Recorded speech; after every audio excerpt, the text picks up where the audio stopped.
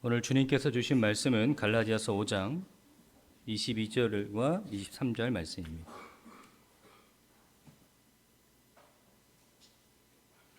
갈라디아서 5장 22절과 23절 말씀입니다.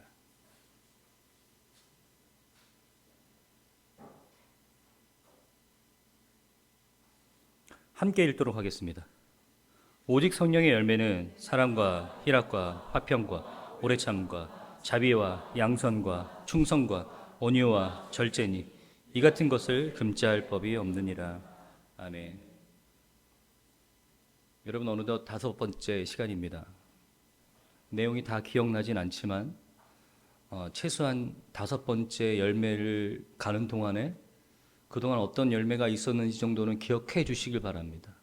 사랑과 희락과 화평과 오래 참음을 함께 나눴었죠. 오늘은 자비에 대한 성령의 열매의 이야기를 여러분과 함께 나누려고 합니다. 제가 성령의 9가지 열매를 연구하면서 이 9가지 열매 중에 자비만큼 우리한테 이질감 있게 들리는 단어가 있을까라는 의문이 들 정도로 자비는 좀 어색한 단어입니다. 이것은 스스로 좀 올가매는 듯한 그런 느낌이 없잖아 있지만 사실 기독교에서 자주 쓰는 말은 아닙니다. 그죠? 오히려 어디서 많이 씁니까? 불교에서 많이 씁니다. 천주교에서 더 많이 씁니다. 기독교는 잘 안 씁니다. 교회는 자비라는 단어가 어색합니다. 참 이상한 것 같습니다.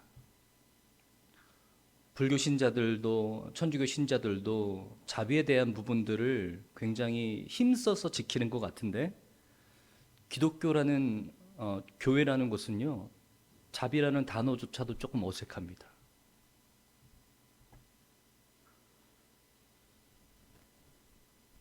오늘 우리 이 자비, 성령의 열매 자비를 함께 나누면서 이 자비가 우리 안에서 얼마나 중요하고 또 하나님께서 우리 안에 맺기를 원하시는 하나님의 성품인지를 꼭 깨닫고 우리 삶에 도전되시는 여러분 되시길 바랍니다. 우리의 삶에 있어서 중요한 것이 있는데 그 중요함을 깨닫지 못하는 것 중에 대표적인 게 하나인 게 뭘까요? 바로 공기입니다. 그렇죠? 우리는 공기가 우리 삶에서 굉장히 중요한데 그 중요성을 잘 깨닫지 못합니다. 여러분, 우리가 살면서 공기한테 이렇게 감사하면서 살진 않잖아요. 근데 여러분 어떻게 깨닫게 되냐면 남자분들 군대 갔을 때 화생방 훈련 가게 되면요, 그 공기의 소중함을 깨닫게 됩니다. 화생방 훈련장에 들어가서 그 시에스탄을 터뜨려서 이제 연기가 퍼지면요, 숨이 막히고 공기가 없으니까 공기가 이렇게 소중한 거라는 것을 깨닫게 되는데 막 군가를 시킵니다. 숨 막히는 고통도 뼈를 깎는 아픔도 막 이런 군가를 시키면서 그 화생방 훈련장 안에 있는데 한 5분 남짓 있었던 것 같아요. 문을 열고 밖으로 나가는 순간 그 공기가 정말로 이게 정말로 소중한 거였구나. 내가 이렇게 숨을 쉴 수 있다는 게 정말로 소중한 거였구나라는 걸 깨닫게 됩니다. 제가 이 자비라는 이 성령의 열매도 우리에게 이러한 인식이 있는 것 같다라고 말씀을 드립니다. 하나님의 자비가 없으면 우리는 지금 이 순간에도 살아갈 수 없습니다. 하나님의 자비가 없으면 우리는 생명을 유지할 수가 없어요. 하나님은 자비로우신 분이고 하나님의 자비로움이 오늘도 우리를 살게 합니다. 근데 우리는 그 하나님의 자비에 대한 인식이 좀 부족한 것 같고 하나님의 자비로움이 지금 오늘의 삶 가운데도 이루어지고 있음에도 불구하고 별로 감사하지 않는 것 같습니다.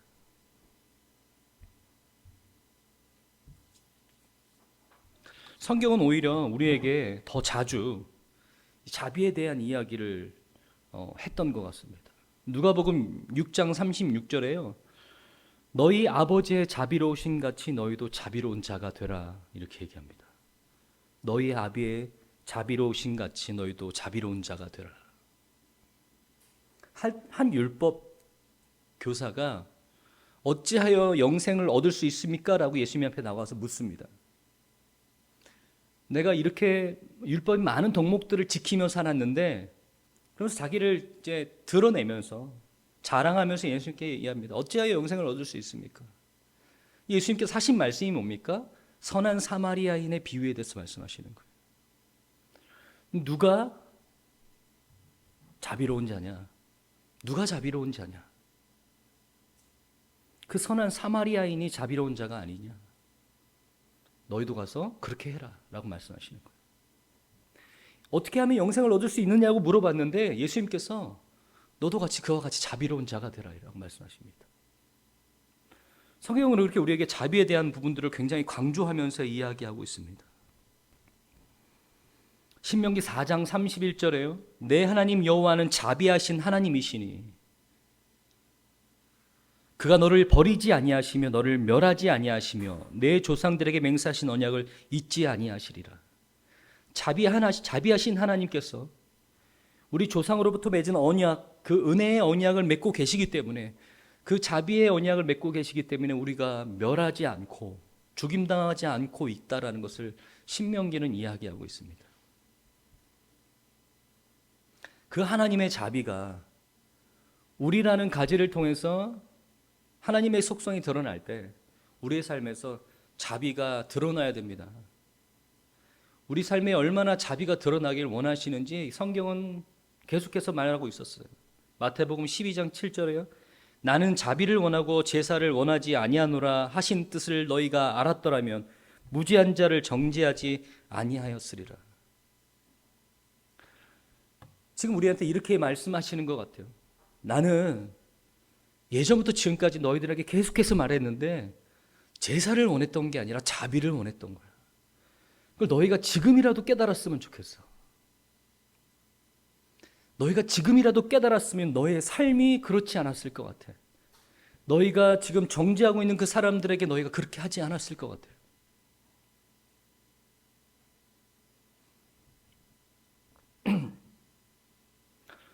여러분, 이 하나님의 자비하심이 우리가 마치 공기의 소중함을 모르지만 공기가 우리에게 정말로 중요한 것처럼 하나님의 자비하심이 우리 안에서 다시 한번 자각되어져서 하나님의 자비하심 때문에 지금 우리가 우리의 삶을 영위해 나가고 있다라는 것, 하나님의 자비하심 때문에 우리가 구원받은 하나님의 자녀로 살아가고 있다라는 것을 다시 한번 감사하시면서 여러분의 삶에서 하나님께서 하시는 말씀도 있죠. 나는 제사를 원하지 않고 자비를 원하니라. 여러분 삶에서 그 자비가 넘쳐나시길 바랍니다. 근데 제가 서두에도 말씀드렸듯이 자비는요, 사실은 불교에서 가장 많이 쓰는 말이죠. 우리는 성경에서 이야기하는 자비를 좀 이해할 필요가 있는데요. 먼저 불교에서는요, 그 법륜스님이라는 분이 이렇게 얘기합니다. 법륜스님이 말했다라는 걸 미리 말씀드리는 거는 제가 이유가 있는 겁니다. 또 감동받으시고 아멘 하실까봐. 자비는요, 남에게 값없이 베풀어주는 은혜다. 자는 내가 누려야 될 것들, 내가 누리고 있는 것들이 사실은 남에게 남이 누려야 되는 건데 나한테 잘못 온 것임을 깨닫고 내가 누리는 것들을 남에게 돌려주는 것. 비는 남이 겪고 있는 슬픔이 원래는 나한테 와야 될 고통인데 잘못 온 것이라는 것을 깨닫고 같이 슬픔을 나누는 것, 그걸 자비라고 얘기하더라고요. 그러면서 그 법륜 스님이 강조하는 것 중에 하나가 뭐냐면 불교에서의 자비도 조건 없이 사랑을 베푸는 거, 조건 없이 친절을 베푸는 거, 이렇게 얘기합니다. 도전이 됩니다. 성령을 모르는 사람들, 하나님 믿지 않는 사람들도요, 자비는 조건이 없어야 된다고 얘기합니다. 성경이 이야기하는 자비는요, 클레이테스라는 헬라어인데요, 이 클레이테스는요, 다른 말로 하면 친절함이 되기도 하고 유용함이 되기도 합니다. 그래서 우리가 남을 향해서 유용한 마음을 갖는 것, 친절한 태도를 갖는 것, 이 모든 것들을 우리가 자비라고 합니다. 자비라고 합니다. 또 한 가지 우리는 긍휼이라고도 하죠. 남을 불쌍히 여기는 것.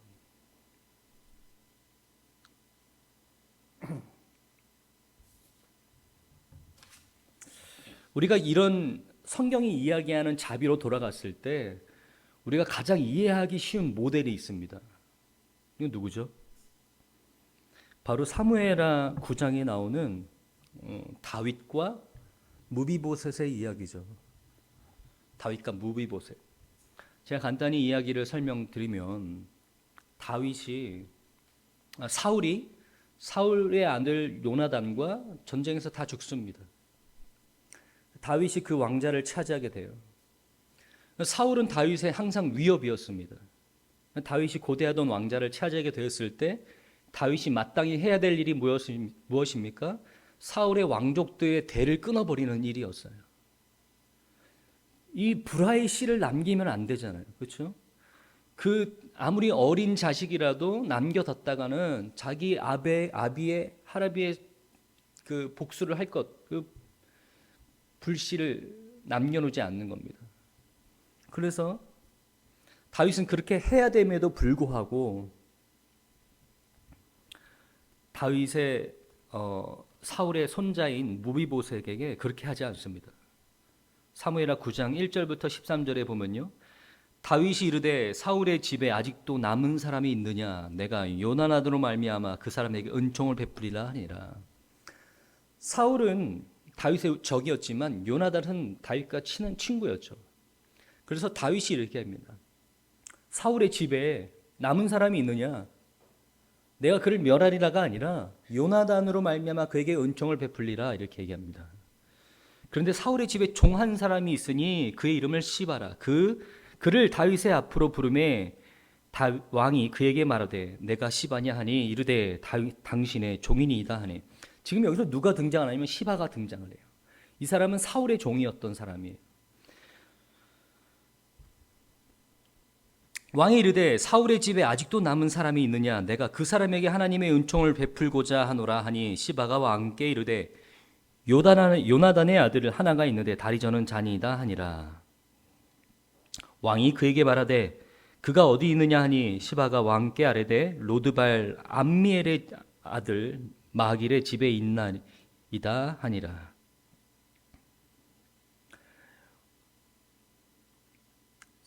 사울의 종이었던 시바가 하나 남겨 있는 그 사울의 손자가 어디 있는지를 다윗에게 이야기합니다. 5절에 보니까요.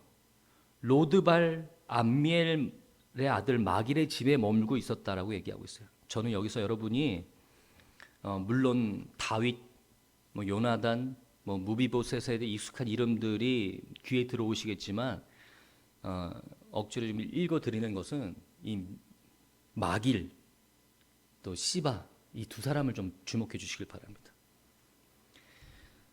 로드발 암미엘의 아들 마길의 집에 있었다고 얘기합니다. 지금 이게 암미엘은 사람 이름이라는 건 알겠는데 로드발이 뭐냐면요. 목초지가 아닌 곳이란 뜻이에요. 황무지라는 뜻이에요. 그러니까 이 무비보셋이 어디에 숨어 있었냐면 마길의 집인데 그 마길의 집이 황무지예요. 사람이 잘 살지 못하는 곳에 숨어 있었다라는 거예요. 무비보셋은 태어나서 유모가 떨어뜨리는 바람에 두 다리를 절게 됩니다. 도망갈 수도 없죠. 다윗이 그를 죽이러 왔을 때 그가 도망갈 수 없으니까 애초에 사람이 살지 않는 곳에 숨어 있었어요. 그런데 다윗이 그에게 찾아가서 은혜를 베풉니다. 다윗이 그에게 은혜를 베풀 때는요. 내가 요나단을 생각했을 때 또 나에게 은총을 베푸신 하나님을 생각했을 때 내가 너에게 동일한 은총을 베풀겠다. 너의 왕자의 신분을 복귀시키겠다. 같이 식사하고 같이 누리면서 살겠다라고 은총을 베풉니다. 무비보셋은 그 다윗의 은총이 이해가 되진 않지만 다윗의 은총은요 분명한 이유가 있었습니다. 첫 번째 뭐라고요? 하나님께서 받은 은총을 무비보셋에게 베푸는 겁니다. 두 번째는 요나단과의 그 친분 관계가 또 무비보셋에게 은총을 베푸는 그런 이유가 되기도 했습니다. 여러분 우리가 참 이 다윗의 삶을 보면서 하나님의 은총을 입은 자들이 그가 마땅한 그의 삶에서 어떠한 자비의 모습이 보여야 되는지 도전이 됩니다. 여러분 그렇지 않습니까? 여러분, 다윗과 동일한 하나님의 은총을 입으신 사람들입니다. 우리의 삶에서 얼마나 하나님의 자비가 이루어지고 있습니까? 근데 저는 이 본문 말씀을 보면서 또 한 가지 도전되는 게 있는데 바로 이 시바와 마길의 이야기입니다. 시바는 사울의 종이었어요. 그는 사울로부터 많은 부를 축적한 종이었습니다. 그런데 사울이 죽고 다윗이 왕위에 오르자 금방 다윗의 권력에 붙어서 하나밖에 없는 그 무비보셋의 거처를 다윗에게 쉽게 공개합니다. 시바의 인품이 좀 드러나는 장면이죠. 또 한 가지는 이제 마길입니다. 마길은요, 자기가 이 무비보셋을 숨기고 있는 것들이 들통이 나면 목숨을 잃을 것인 것을 알매도 불구하고 마길의 집에, 자기의 집에 무비보셋을 숨겨줬던 인물이에요. 여기서 설명이 끝나지 않습니다. 이후에 다윗이 어떻게 되죠? 16장에 가보면 16장까지의 이야기를 보면요, 다윗이 아들 압살롬에게 쫓기게 됩니다. 다윗이 왕위를 잃어버리고 아들 압살롬에게 쫓기고 있었을 때 모든 사람들이 그를 비웃고 어둠 속에서, 고통 속에서, 두려움에서 쫓기고 있었을 때 한 사람이 다윗을 찾아옵니다. 먹을 것을 싸들고 다윗을 찾아와요. 누구죠? 누가 등장했을까요? 시바가 등장을 해요. 그래서 왕에게, 다윗에게 음식을 베풀면서 무비보셋이, 다윗 왕이요, 무비보셋이 지금 예루살렘에 입성해서 내 할아버지의 땅을 되찾겠다라고 위풍당당하게 하고 있습니다라고 이간질합니다.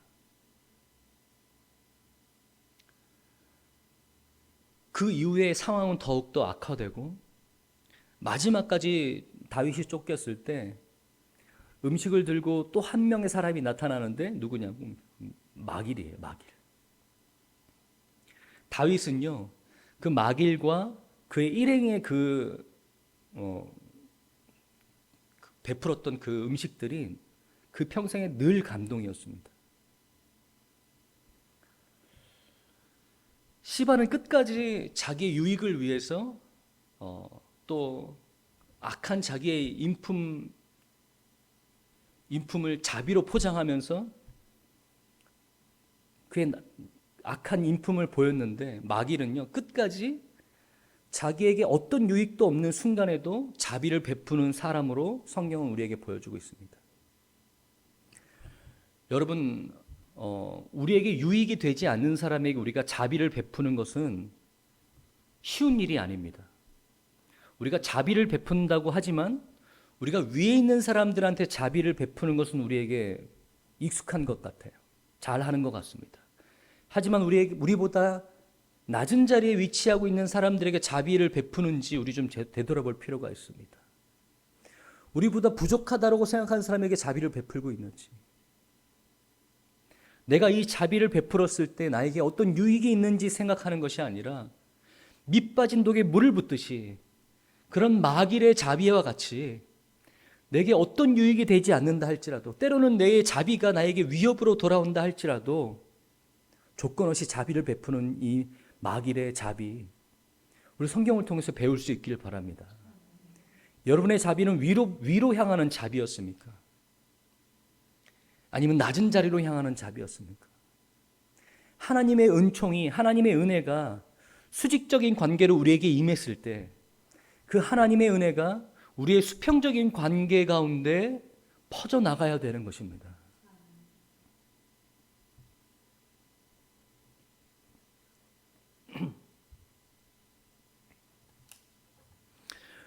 하나님께서 말씀하시는 이 성경의 자비가 어떠한 성격을 가지고 있는지 또 한 번 주의 깊게 볼 필요가 있다라는 생각이 들었습니다. 이유는 이런 것입니다.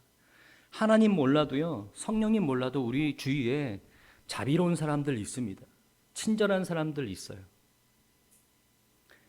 교회 다니지 않아도 그런 사람 충분히 있어요. 그렇죠? 근데 지금 성경은 우리에게 이것이 성령의 열매라고 이야기하고 있습니다. 성령의 열매라고 이야기하는 이유는 뭐냐면 성령님의 성령님을 통해서만 맺을 수 있는 열매라고 하는 거예요. 그런데 우리가 여기까지만 이야기한다면 여기까지는 사실은 성령님 몰라도 할 수 있는 것입니다. 유명한 스님들도 하는 것들 아닙니까? 또 한 가지 우리가 성경이 이야기하는 자비에 대해서 좀 볼 필요가 있는데요.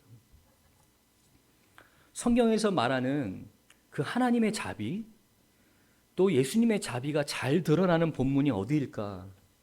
라고 생각했을 때 저는 두 장면이 떠올랐습니다. 첫 번째는 탕자의 비유에서 나온 자비였어요.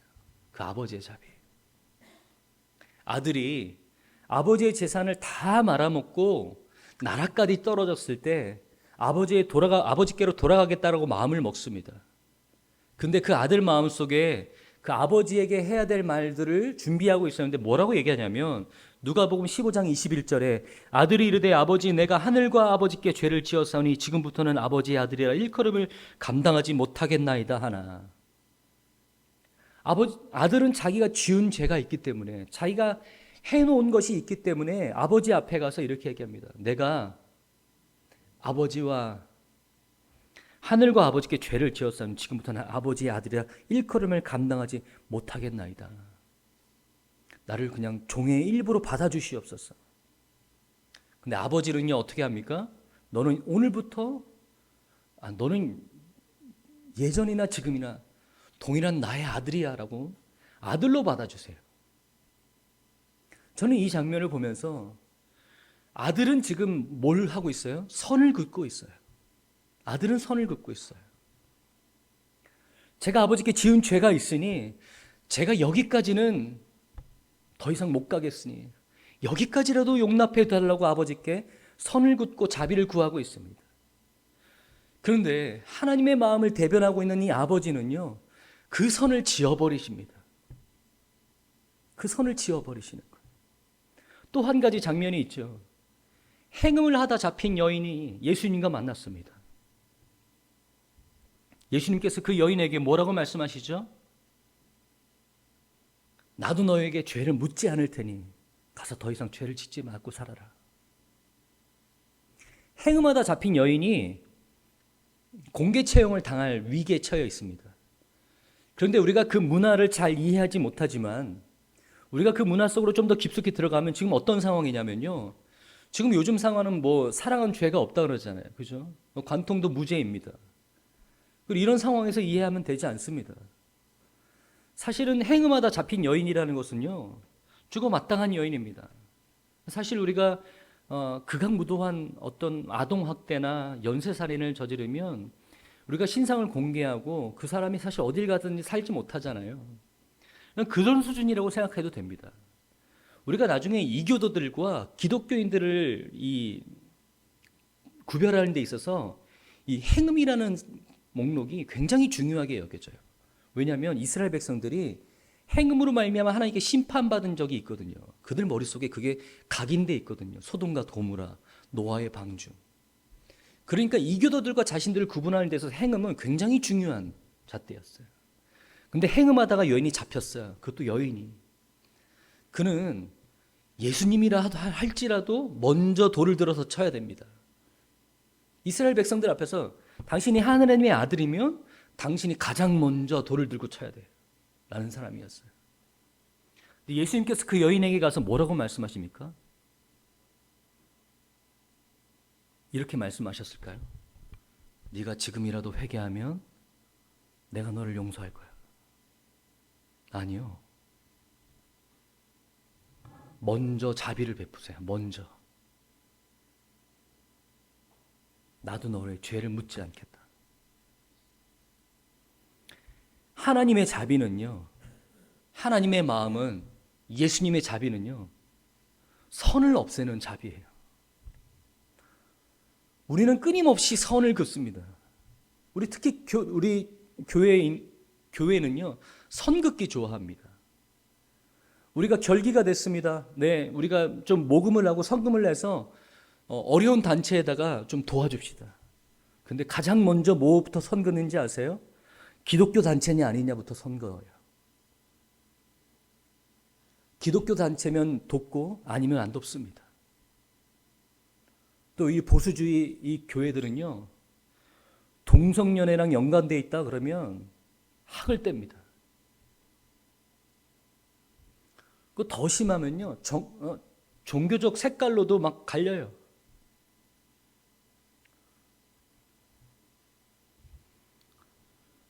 여러분, 제가 감명 깊게 읽었던 스캇솔저의 책 선밖의 예수, 선안의 인간이라는 책에서는요, 인간은 끊임없이 선을 만들고 선을 긋고 당을 짓습니다.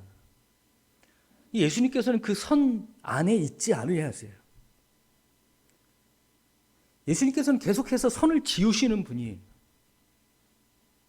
먼저 자비로 그 영혼을 살리시고 그를 회개하게 하시는 분이에요. 먼저 하나님의 자비로 그의 생명을 살리시고, 먼저 하나님의 자비로 그를 일으켜 세우시고 하나님의 은혜로 말미암아 회개를 촉구하시는 분이에요. 그런데 우리는 그러한 자비가 우리의 삶에 있는지, 우리는 자비보다 먼저 선을 긋습니다. 당신은 선을 넘었어. 당신의 악독함은 선을 넘었어. 당신은 우리가 받아들일 수 없는 선 밖에 있는 사람들이야.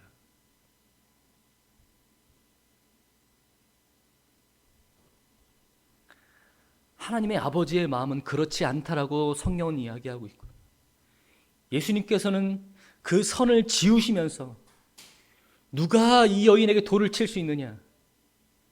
너희 중에 누가 죄가 없어서 이 여인에게 돌을 칠 수 있느냐? 나도 오늘 너에게 죄를 묻지 않겠다. 가서 더 이상 죄를 짓지 않고 살아라. 라고 말씀하시는 분입니다. 그 하나님의 은총을 입은 사람들이, 그 하나님의 자비하심을 경험한 사람들이 이렇게 고백할 수 있는 거예요. 로마서 1장 14절에요. 헬라인이나 야만인이나 지혜 있는 자나 어리석은 자에게나 내가 빚진 자. 여러분, 이 고백이 어떻게 들리세요? We are the world다 이렇게 들리세요? 아니요. 그때 당시에 지금 이 사도 바울이 극단적 유대주의자였던 이 사도 바울이 지금 뭐라고 얘기하고 있어요? 헬라인이나 야만인이나 지혜자나 어리석은 자나 다 내가 빚진 자라. 내가 하나님의 은총을 입고 보니까 하나님의 자비하심은 선이 없더라. 하나님의 자비하심은 구분이 없더라. 지금 이런 고백처럼 들리지 않으십니까? 그러고 보니까요, 우리의 삶 속에서 왜 그렇게 하나님의 자비가 없었나? 왜 우리는 그렇게 하나님의 긍휼하심이 그렇게 부족했나? 왜 자비는 타종교의 이야기가 돼버렸나? 하나님의 마음이 담긴, 하나님의 긍휼하심이 담긴 그 하나님의 자비, 예수님께서 우리에게 보여주셨던 그 예수님의 자비가 우리 속에 없었던 것 같아요. 우리는 하나님의 자비가 없고, 우리는 예수님의 자비가 없고, 우리 안에는 온통 선뿐입니다.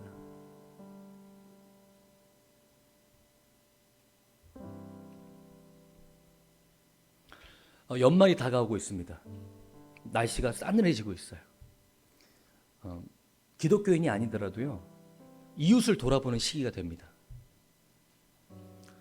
우리는 그보다 더 풍성한 하나님의 은혜와 자비를 경험한 사람들입니다. 우리 옆에 있는 사람들, 우리보다 더 부족하고 낮은 위치에 있는 사람들, 하나님의 자비하심으로 돌아볼 수 있는 여러분 되시길 바랍니다. 여러분에게 어떤 유익이 다가오지 않는다고 할 수도 있습니다. 그에게 자비를 베푸는 것이 나에게 손해고 위협이 될 수도 있습니다. 또는 그에게 자비를 베푸는 것이 내가 뭔가 종교적인 신념 안에서 뭔가 위법되는 것인가라고 생각되는 경우도 있을 수 있습니다. 하지만 다 그건 우리의 생각들 뿐이에요. 하나님께서 우리에게 명하신 거 아닙니다. 나는 인애를 원하고 자비를 원한다. 제사를 원하지 않는다. 성경은 하나님의 말씀은 끊임없이 우리에게 조건 없이 너의 자비를 베풀어야 돼.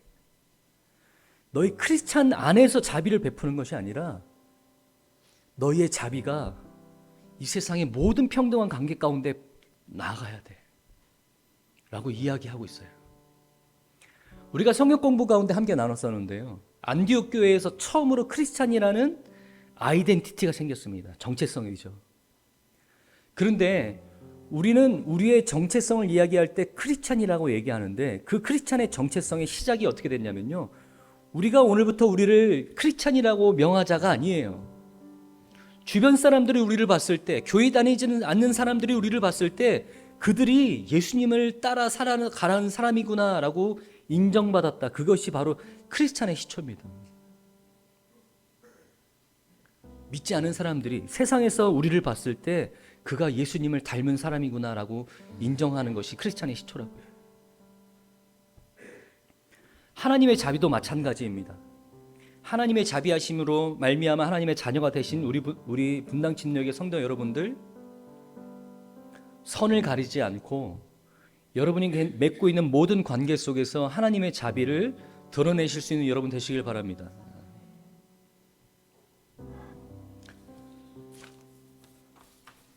참 부족합니다.